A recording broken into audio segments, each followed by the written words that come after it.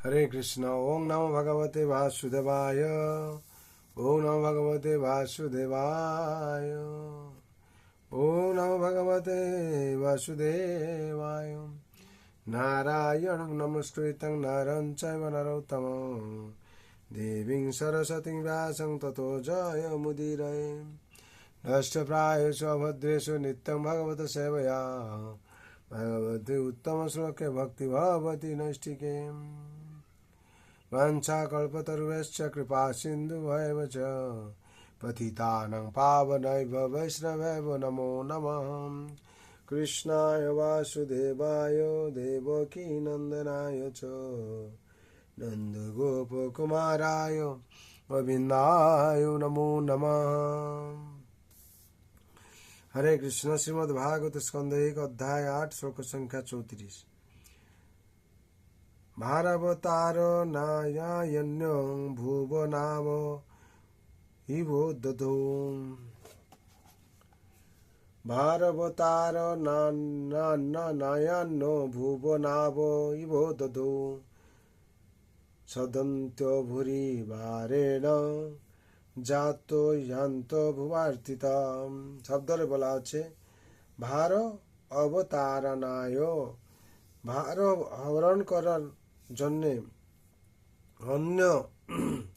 অন্য কেউ ভুব পৃথিবীর নাব নৌকা ইব মত উদধৌ সমুদ্রে সৌদন্ত মর্মাহত ভূরি অত্যন্ত ভারেণ ভারে জাত জন্মগ্রহণ করেছিলে। হি অবশ্যই আত্মভুবা ব্রহ্মার দ্বারা অর্থিত প্রার্থিত হয়। অনুবাদ।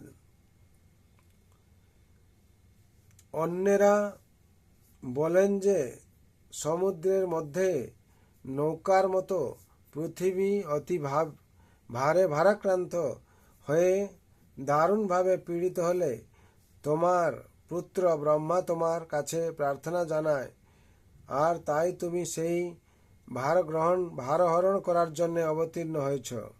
তাৎপর্য: সৃষ্টির ঠিক পরেই প্রথম সৃষ্টি জীব ব্রহ্মা হচ্ছেন নারায়ণের সাক্ষাৎ পুত্র। গর্ভোদকশায়ী বিষ্ণুপে নারায়ণ প্রথমে ব্রহ্মাণ্ডে প্রবিষ্ট হয়েছিলেন। চিন্ময় সংযোগ ব্যতীত জড় পদার্থ কখনো কিছু সৃষ্টি করতে পারে না। সৃষ্টির আদিতেই এই নীতি অনুসরণ করা হয়েছিল।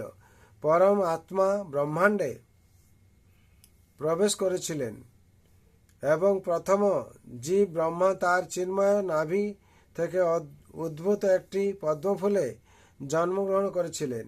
তাই বিষ্ণুকে বলা হয় পদ্মনাভ, ব্রহ্মাকে বলা হয় আত্মভূ, কেননা তিনি সরাসরিভাবে তার পিতার থেকে মাতা লক্ষ্মীদেবীর সংস্পর্শ ব্যতীতই জন্মগ্রহণ করেছিলেন। লক্ষ্মীদেবী নারায়ণের সন্নিকটে তার সেবায় যুক্ত ছিলেন, তথাপি লক্ষ্মীদেবীর সংস্পর্শ ব্যতীতই নারায়ণ ব্রহ্মাকে সৃষ্টি করেছিলেন। সেটি ভগবানের সর্বশক্তিমত্তা। যারা মূর্খতাবশত নারায়ণকে অন্য জীবেদের সমতুল্য বলে মনে করে, এই দৃষ্টান্ত থেকে তাদের শিক্ষা গ্রহণ করা উচিত। কারণ কোনো সাধারণ জীব নয়। কেন শিক্ষা গ্রহণ করা উচিত? নারায়ণ কোনো সাধারণ জীব নন। তিনি পরমেশ্বর ভগবান এবং তার চিন্ময় অঙ্গের প্রতিটি প্রত্যঙ্গ অন্যান্য প্রত্যঙ্গ বা ইন্দ্রিয়ের কার্য করতে সক্ষম। একজন সাধারণ জীব মৈথুনের মাধ্যমে সন্তান উৎপন্ন করে, এছাড়া তার সন্তান লাভের আর কোনো উপায় নেই।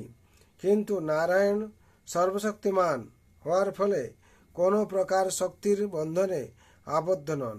তিনি পূর্ণ এবং তার বিভিন্ন শক্তির দ্বারা তিনি যা ইচ্ছা তাই অনায়াসে এবং পূর্ণরূপে সম্পাদন করতে সক্ষম। তাই ব্রহ্মা মাতৃগর্ভে অবস্থান না করেই সরাসরিভাবে তার পিতা থেকে উৎপন্ন হয়েছিলেন। তাই তাকে বলা হয় আত্মভূ। এই ব্রহ্মা ব্রহ্মাণ্ডের পরবর্তী সমস্ত সৃষ্টির কর্তা এবং তিনি হচ্ছেন সর্বশক্তিমানের শক্তির দ্বারা আবিষ্ট। ব্রহ্মাণ্ডের জ্যোতির্মণ্ডলের মধ্যে শ্বেতদ্বীপ নামে একটি চিন্ময় লোক রয়েছে, যা পরমেশ্বর ভগবানের পরমাত্মা রূপ ক্ষীরোদকশায়ী বিষ্ণুর ধাম। ব্রহ্মাণ্ডে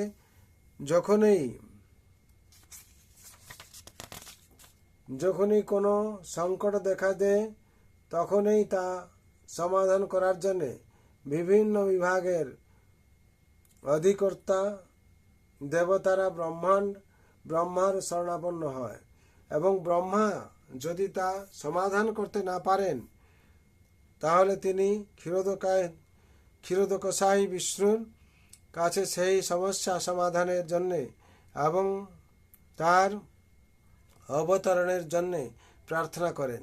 এই রকম একটি সংকট দেখা দিয়েছিল যখন কংস এবং অন্যান্য অসুরিক রাজাদের দুষ্কর্মের ফলে পৃথিবী ভারাক্রান্ত হয়েছিল। ব্রহ্মা তখন অন্যান্য দেবতাদের সঙ্গে ক্ষীর সমুদ্রের তীরে উপস্থিত হয়ে ভগবানের কাছে প্রার্থনা করছিলেন এবং ভগবান তখন তাদের জানিয়েছিলেন যে বসুদেব এবং দেবকীর পুত্ররূপে তিনি তার কৃষ্ণ স্বরূপে অবতরণ করবেন। তাই কেউ কেউ বলেন যে ভগবান ব্রহ্মার প্রার্থনার জন্য অবতরণ করেছিলেন।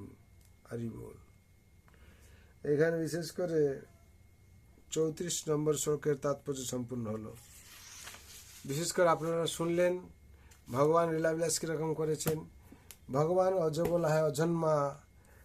ভগবান কীরকম ব্রহ্মাকে জন্ম সৃষ্টি করেছেন আর কি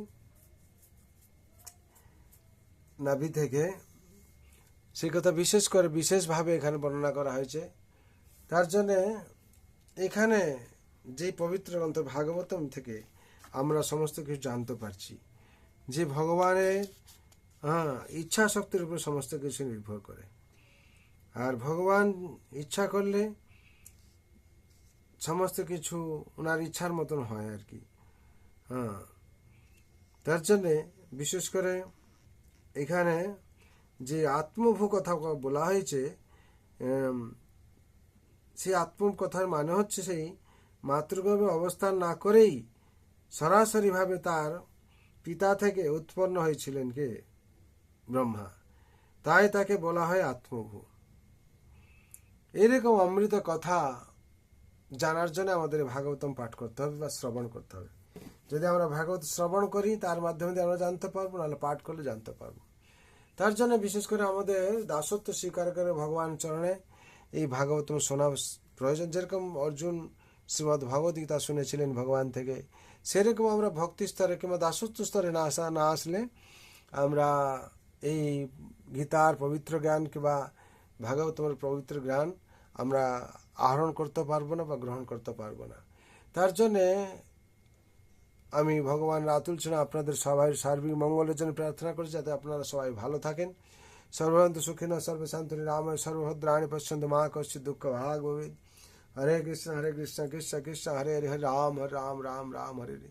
जय नाम महाप्रभु की जय, जगत गुरु शिल प्रभुपाद की जय, सुगुरु महाराज की जय, अनंत कोटि वैष्णव भक्तवृंद के उपस्थित भक्तवृंद की जय। श्रीमद् भागवत भगवत गीता यथार्थ श्रीमद् भागवत महापुराण की जय। गीताय गौर प्रेमानंदे। हरि हरि बोल, हरि हरि बोल, हरि हरि बोल।